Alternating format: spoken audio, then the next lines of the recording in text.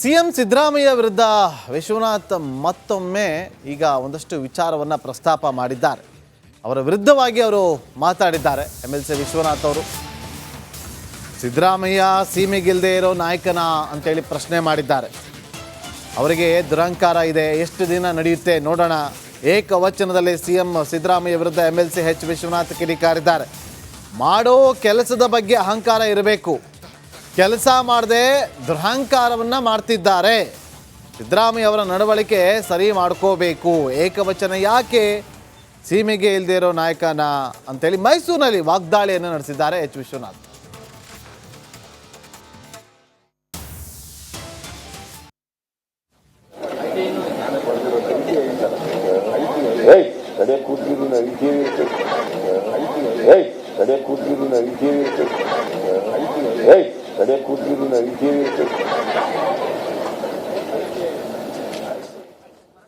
ಒಬ್ಬ ದುರಂಕಾರಿ, ನಿಮ್ಮ ದುರಂಕಾರ ಎಷ್ಟು ದಿವಸ ನಡೀತೀನಿ. ಅಹಂಕಾರ ಇರಬೇಕು ತನ್ನ ರಾಜ್ಯದ ಬಗ್ಗೆ, ಜನರ ಬಗ್ಗೆ, ತಾನು ಮಾಡೋ ಕೆಲಸದ ಬಗ್ಗೆ. ಯಾಕೆ ನಿಮ್ಗೆ ಏನು ಮಾಡ್ತಾನೆ ಇಲ್ವಲ್ಲ, ನೀವು ದುರಂಕಾರ.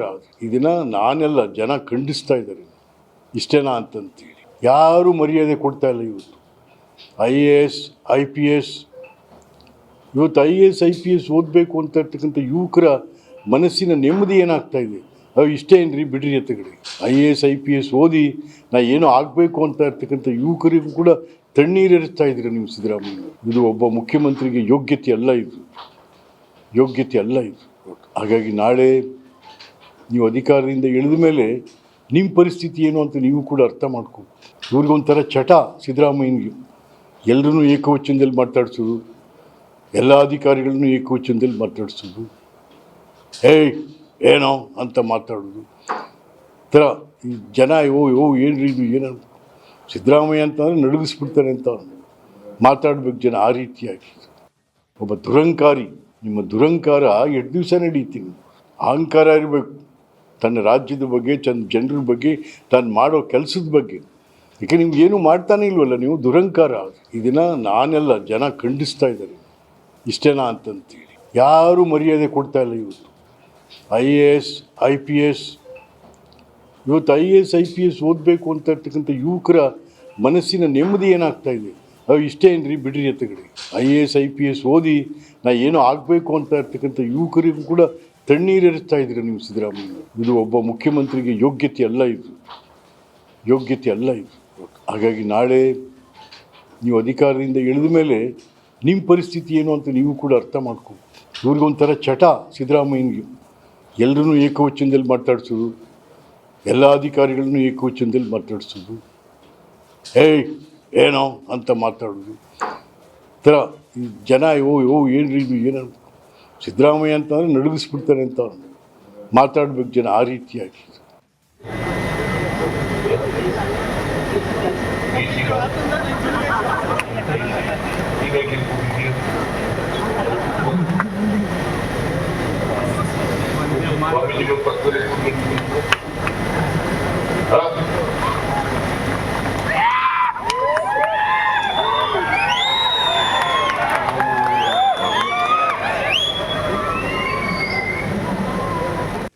ಒಬ್ಬ ದುರಂಕಾರಿ, ನಿಮ್ಮ ದುರಂಕಾರ ಎಷ್ಟು ದಿವಸ ನಡೀತೀನಿ.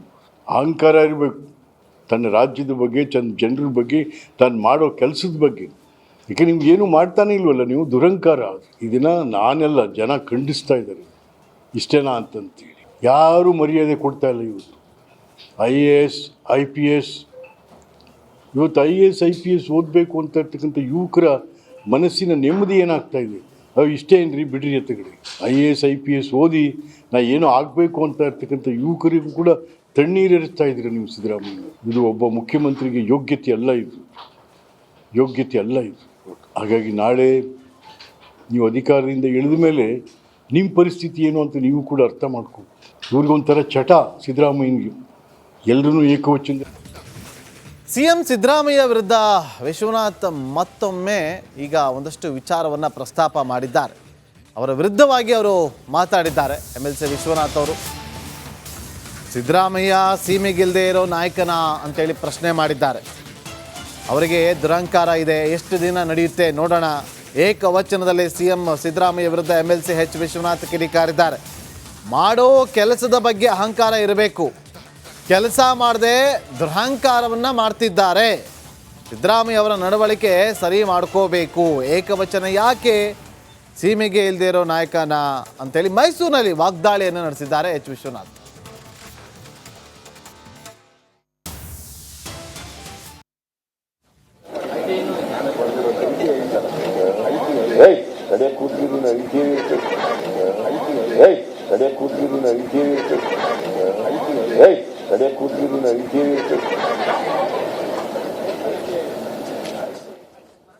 ಒಬ್ಬ ದುರಂಕಾರಿ, ನಿಮ್ಮ ದುರಂಕಾರ ಎಷ್ಟು ದಿವಸ ನಡೀತೀನಿ.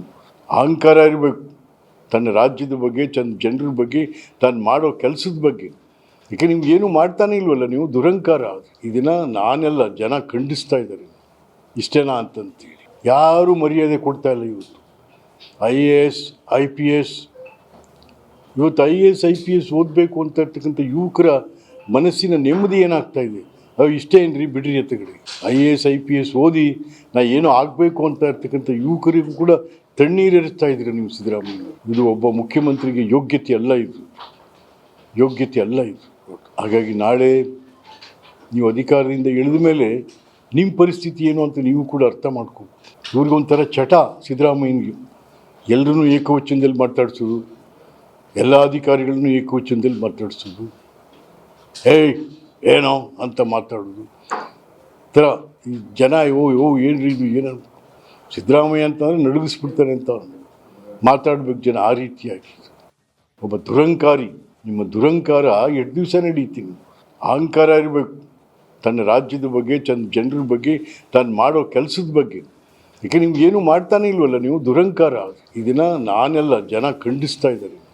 ಇಷ್ಟೇನಾ ಅಂತಂತೇಳಿ ಯಾರೂ ಮರ್ಯಾದೆ ಕೊಡ್ತಾ ಇಲ್ಲ. ಇವತ್ತು IAS IPS, ಇವತ್ತು IAS IPS ಓದಬೇಕು ಅಂತ ಇರ್ತಕ್ಕಂಥ ಯುವಕರ ಮನಸ್ಸಿನ ನೆಮ್ಮದಿ ಏನಾಗ್ತಾ ಇದೆ. ಇಷ್ಟೇ ಏನ್ರಿ, ಬಿಡ್ರಿ ಎತ್ತಗಡೆ.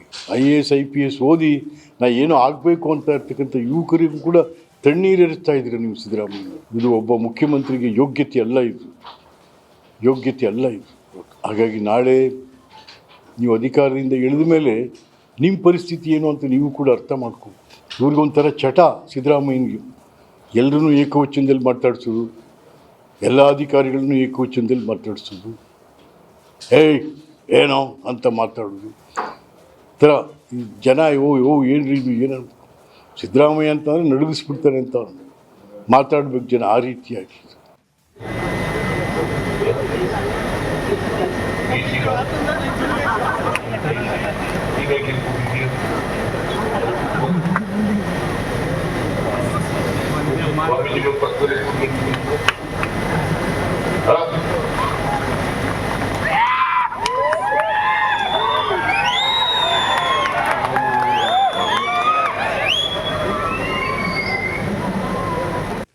ಒಬ್ಬ ದುರಂಕಾರಿ, ನಿಮ್ಮ ದುರಂಕಾರ ಎಷ್ಟು ದಿವಸ ನಡೀತೀನಿ.